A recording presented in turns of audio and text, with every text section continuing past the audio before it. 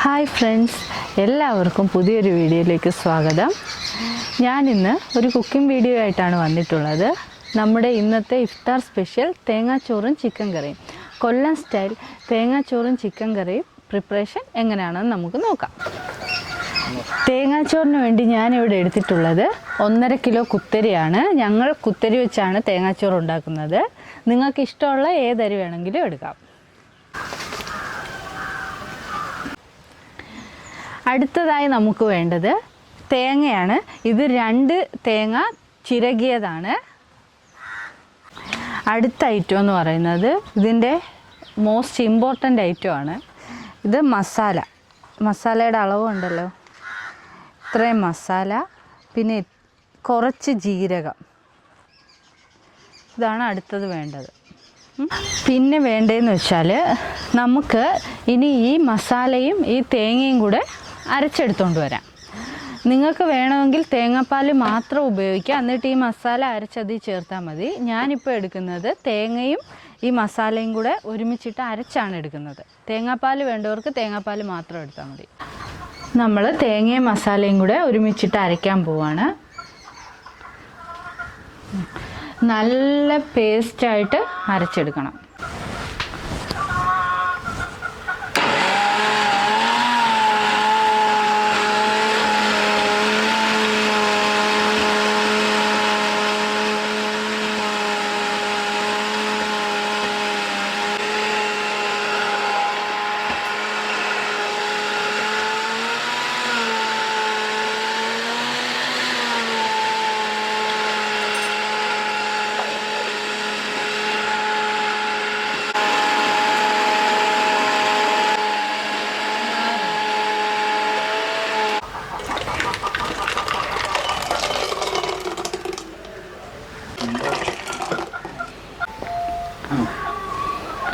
നമുക്ക് ഇനി ഈ അരച്ചു വെച്ച തേങ്ങയിലേക്ക് ചേർക്കേണ്ടത് മല്ലിപ്പൊടിയാണ്. ഇപ്പം 1.5 കിലോ അരിയാണ് നമ്മൾ എടുത്തിട്ടുള്ളത്. അതിനാവശ്യമായ ഒരു 2 സ്പൂണോളം മല്ലിപ്പൊടി. നിങ്ങൾക്ക് വേണമെങ്കിൽ ഈ മസാല അരയ്ക്കുന്നതിൻ്റെ കൂടെ മല്ലിയും അരയ്ക്കാം. മല്ലി ഇല്ലാത്തത് കൊണ്ടാണ് ഞാൻ മല്ലിപ്പൊടി എടുത്തത്. അടുത്തത് മഞ്ഞൾപ്പൊടി. നമ്മുടെ ആ ഒരു കളറിന് വേണ്ടി കുറച്ച് മതി. ഇനി ഇതെല്ലാം കൂടെ മിക്സ് ചെയ്ത് വയ്ക്കുക.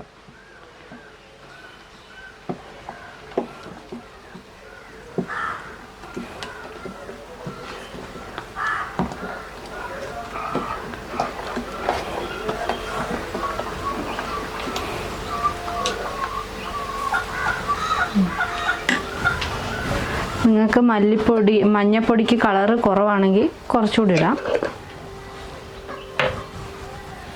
നിങ്ങളുടെ ചോറിന് ഓവർ മഞ്ഞ കളർ വേണമെങ്കിൽ മഞ്ഞൾപ്പൊടി കൂടുതലിടാം. കളറ് കുറച്ച് മതിയെങ്കിൽ മഞ്ഞൾപ്പൊടി കുറച്ചിട്ടാൽ മതി.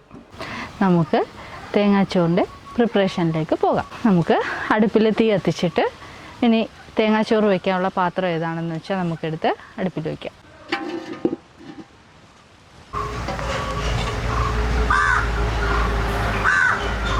എണ്ണ ചൂടാവുമ്പോഴത്തേക്ക് നമുക്ക് കടുകിടാം. കടുക് പൊട്ടിക്കഴിയുമ്പോഴത്തേക്ക് നമുക്ക് കുറച്ച് കൊച്ചുള്ളി ഇടാം.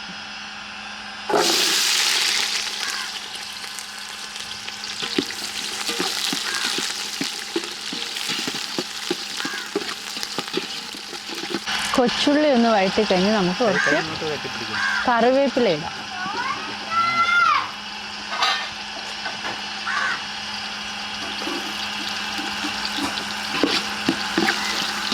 ഇനി നമുക്ക് കുറച്ച് വെളുത്തുള്ളി ഇടാം.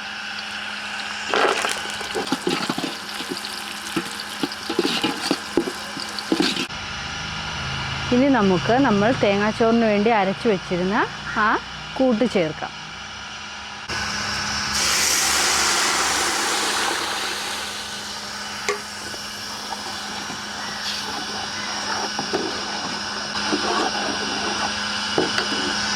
നമ്മളിവിടെ 1.5 കിലോ അരിയാണ് എടുത്തിട്ടുള്ളത്. ആ അരി വേവാനുള്ള കണക്കിനുള്ള വെള്ളം നമ്മൾ ചേർക്കണം.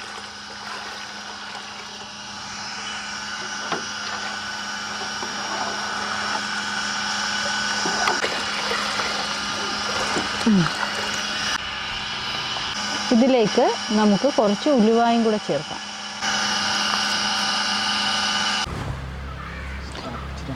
ഇനി നമുക്ക് നമ്മൾ കഴുകി വച്ചേക്കുന്ന അരി ഇടാം.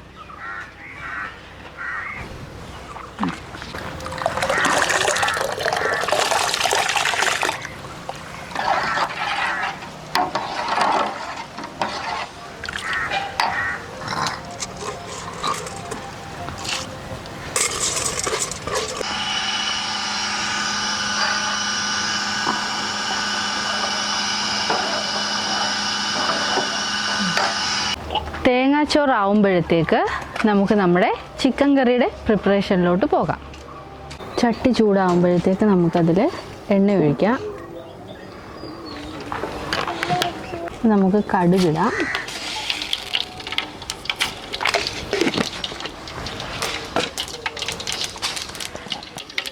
കുറച്ച് ഉലുവ,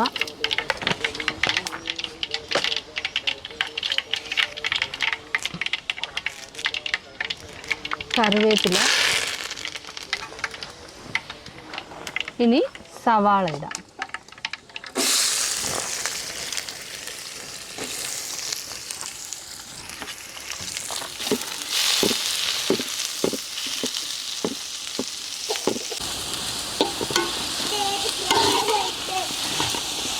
നമുക്കിനി സവാള ഒന്ന് അടച്ചു വെച്ച് വേവിക്കാം. അന്നേരം അതിലെ വെള്ളമൊക്കെ പറ്റി നല്ല പെട്ടെന്ന് വഴണ്ട് വരും.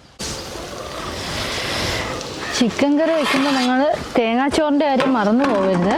നമ്മൾ ഇടയ്ക്കെടുത്ത് ഇങ്ങനെ ഒന്ന് ഇളക്കി കൊടുക്കണം, ഇല്ലെങ്കിൽ അടിക്ക് പിടിക്കും. നല്ലപോലെ ഇടയ്ക്കിടയ്ക്ക് ഇങ്ങനെ ഇളക്കി കൊടുക്കണം.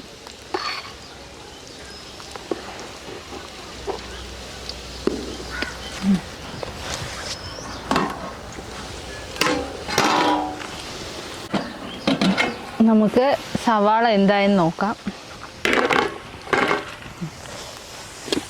കുറച്ചൊക്കെ വഴണ്ട് വന്നിട്ടുണ്ട്, എന്നാലും ഇനിയും നല്ലപോലെ വഴണ്ട് വരാനുണ്ട്.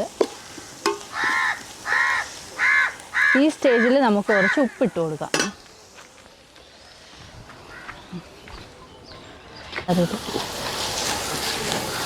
നമ്മൾ ഈ സവാള എത്രത്തോളം വഴറ്റുന്നോ അതുപോലെ ഇരിക്കും നമ്മുടെ കറിയുടെ ടേസ്റ്റ്. നമുക്കിത് നല്ല ബ്രൗൺ കളറായിട്ട് വഴറ്റിയെടുക്കാം.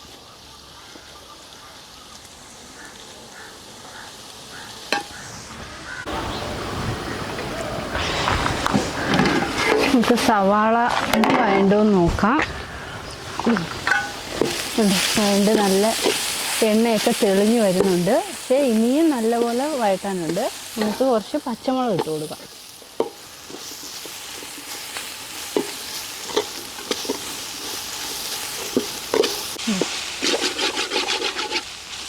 നമ്മൾ കൊച്ചുള്ളിയെല്ലാം ചതച്ച് അരപ്പ് അങ്ങോട്ട് ഇട്ടപ്പോഴത്തേക്ക് ഇതിൻ്റെ അടി പിടിക്കാൻ തുടങ്ങി.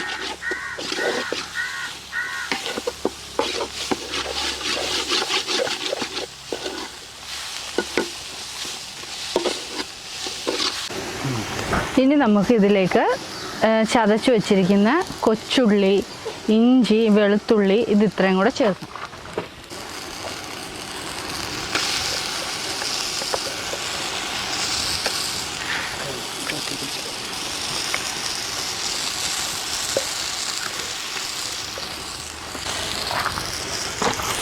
നമ്മൾ നേരത്തെ ഇതെല്ലാം കൂടെ മിക്സ് ചെയ്തിട്ടാൽ നമുക്ക് ഈ സവാള ഇങ്ങനെ മൊരിഞ്ഞ് കിട്ടില്ല. നമുക്ക് സവാള ഒരു നല്ല രീതിയിൽ മൊരിഞ്ഞ് കിട്ടിക്കഴിഞ്ഞിട്ട് ഈ അരപ്പെല്ലാം കൂടി ഇട്ട് ഇളക്കിയാൽ പെട്ടെന്ന് വഴണ്ട് കിട്ടും. ഇല്ലെങ്കിൽ അടിക്ക് പിടിച്ച് ഇത് മൊത്തത്തിൽ പ്രശ്നമാവും. ഇല്ലെങ്കിൽ അടിക്ക് പിടിക്കും. നമ്മുടെ ഈ ഇത് പെട്ടെന്ന് കരിയാൻ സാധ്യതയുണ്ട്.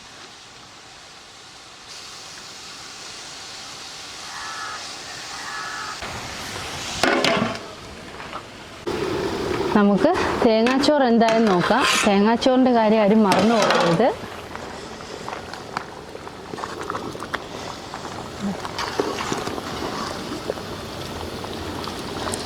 വേവൊന്നും ആയിട്ടില്ല, ഈ നല്ലപോലെ വേവാനുണ്ട്.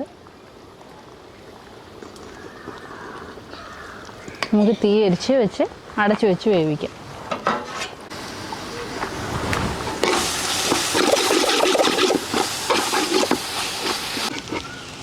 നമ്മുടെ സവാള നല്ലപോലെ മുരിഞ്ഞ് വന്നിട്ടുണ്ട്. നമുക്കിനി ഇതിലേക്ക് തക്കാളി ഇട്ട് കൊടുക്കാം.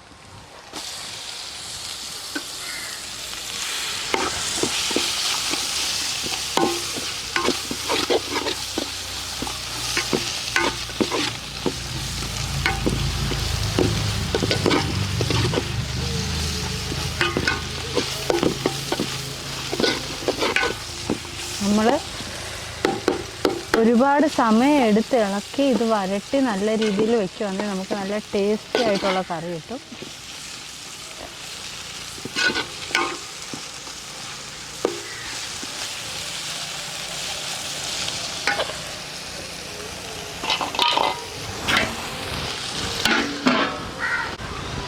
അങ്ങനെ നമ്മുടെ സവാളയും തക്കാളിയും നമ്മൾ ലാസ്റ്റ് ഇട്ട തേങ്ങാക്കൊത്തും എല്ലാം നല്ലപോലെ മുരിഞ്ഞ് വന്നിട്ടുണ്ട്. ഇനി നമുക്കിതിലേക്ക് പൊടികൾ ചേർക്കാം. ഒരു സൈഡിലോട്ട് നീക്കിയിട്ട് ആദ്യം നമുക്ക് മുളക് പൊടി ചേർക്കാം. നമ്മളിവിടെ 4 കിലോ ചിക്കനാണ് എടുത്തിട്ടുള്ളത്. അതിൻ്റെ അളവിനാണ് ഞാൻ മുളക് പൊടി ചേർക്കുന്നത്. 4 സ്പൂൺ മുളക് പൊടി ഇട്ടു. മല്ലിപ്പൊടി 2 സ്പൂൺ, 2 സ്പൂണിൻ്റെ ആവശ്യമുള്ളൂ. നമുക്ക് ആദ്യം ഇതിങ്ങനെ ഒന്ന് നല്ലപോലെ ചൂടാക്കി എടുക്കാം.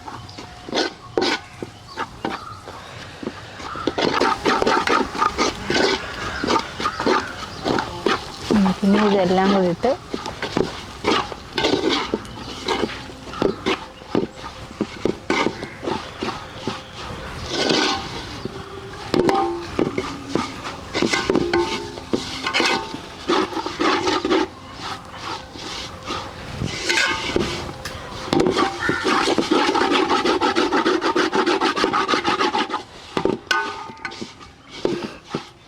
ഇനി നമുക്ക് കുറച്ച് മഞ്ഞൾപ്പൊടിയും കൂടി ഇടാം.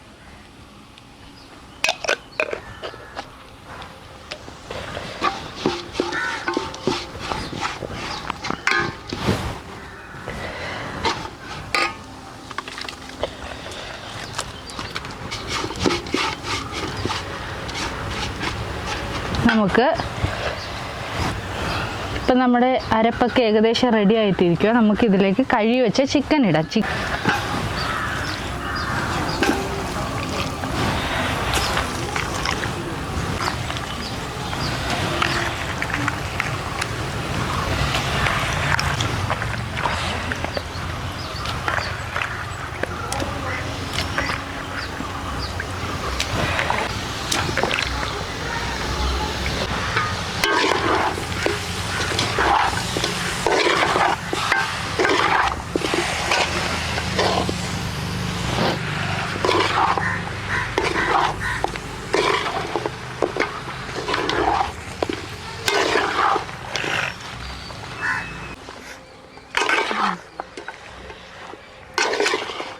നമുക്ക് കുറച്ചുകൂടെ ഉപ്പിടാം. ഈ ചിക്കൻ്റെ ആവശ്യത്തിനുള്ള ഉപ്പ്.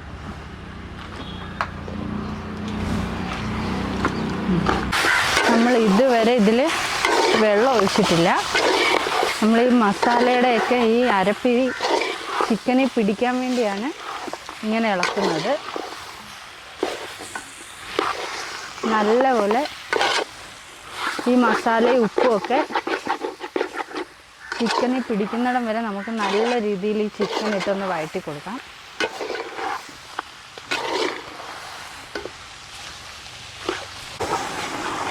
അപ്പോൾ ഈ ചിക്കനിൽ ഈ അരപ്പ് ഒക്കെ നല്ല വൃത്തിക്ക് പിടിച്ചിട്ടുണ്ട്. ഇനി നമുക്കിതിൽ വെള്ളം ഒഴിക്കാം. നമ്മൾ നല്ല തിളപ്പിച്ച ചൂടുവെള്ളമാണ് ഒഴിക്കുന്നത്. ഇത്രയും നമ്മൾ ചൂടാക്കിയിട്ട് ഇനി ഇതിൽ പച്ചവെള്ളം ഒഴിക്കേണ്ട കാര്യമില്ല. നമുക്കിതിലേക്ക് ആവശ്യത്തിന് ചൂടുവെള്ളം ഒഴിച്ചു കൊടുക്കാം.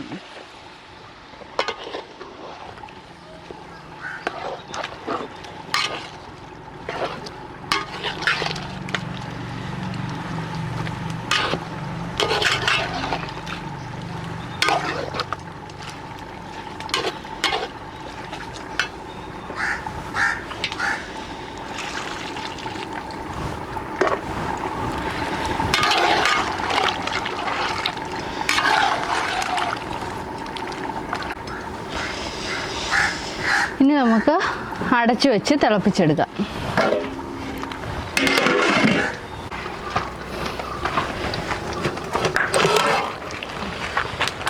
നമ്മുടെ തേങ്ങാച്ചോറ് പകുതി വേവായിട്ടുണ്ട്.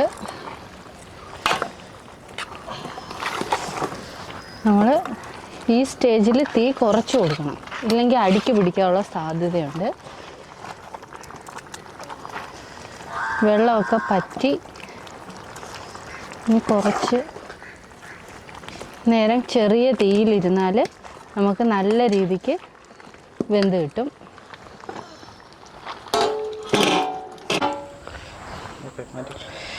നമ്മുടെ തേങ്ങാച്ചോറ് എന്തായെന്ന് നോക്കാം.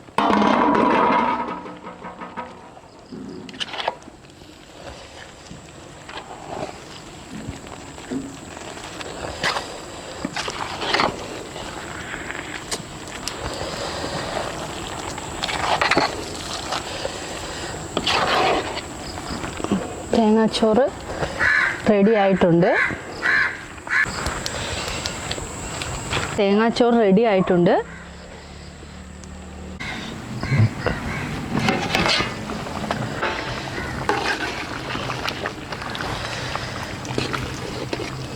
നമ്മുടെ ചിക്കൻ കറി ഏകദേശം വേവായിട്ടുണ്ട്. 1 സ്പൂൺ ഗരം മസാലപ്പൊടി ഇടാം. ഇനി നമുക്ക് ഇതിലേക്ക് കുറച്ച് കറിവേപ്പിലയും കൂടി ഇടാം. എണ്ണ ഒഴിക്കുന്നില്ല, ആവശ്യത്തിന് എണ്ണയുണ്ട്. വേണ്ടവർക്ക് കുറച്ച് എണ്ണയും കൂടെ ഒഴിച്ച് അടച്ചു വയ്ക്കാം.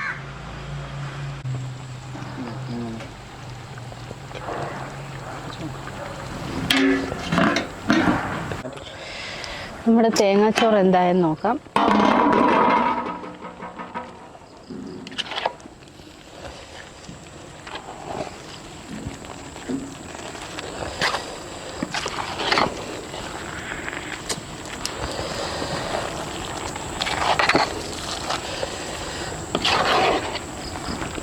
തേങ്ങാച്ചോറ് റെഡി ആയിട്ടുണ്ട്.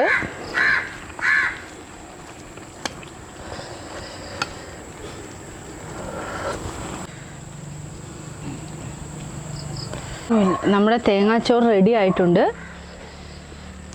നമുക്ക് തേങ്ങാച്ചോറൊന്ന് ടേസ്റ്റ് ചെയ്ത് നോക്കാം. ഇതിന് പപ്പടം വേണം.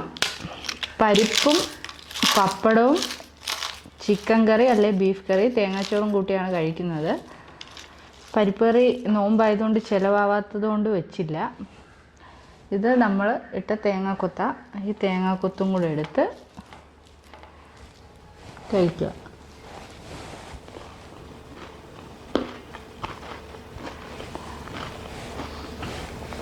സൂപ്പർ ടേസ്റ്റാണ്. എല്ലാവരും ട്രൈ ചെയ്യുക. നിങ്ങൾക്ക് തേങ്ങയുടെ അളവ് കുറയ്ക്കണമെങ്കിൽ കുറയ്ക്കാം. അതുപോലെ തന്നെ തേങ്ങാപ്പാലിൽ ഉണ്ടാക്കുന്നവർക്ക് അങ്ങനെ ഉണ്ടാക്കാം. തേങ്ങാപ്പാലിൽ ഉണ്ടാക്കിയാൽ കുറച്ച് ഡ്രൈ ആവും. അതുകൊണ്ടാണ് ഞാൻ ഈ തേങ്ങ അരച്ചുണ്ടാക്കിയത്.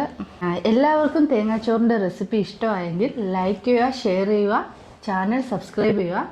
എല്ലാവരും ഈ ഒരു റെസിപ്പി ട്രൈ ചെയ്ത് നോക്കുക. എല്ലാവർക്കും ഇഷ്ടമാവും. നിങ്ങളുടെ ഫീഡ്ബാക്ക്സ് കമൻറ്റിലൂടെ അറിയിക്കുക. അടുത്തൊരു വീഡിയോയിൽ കാണും വരേക്കും ബൈ.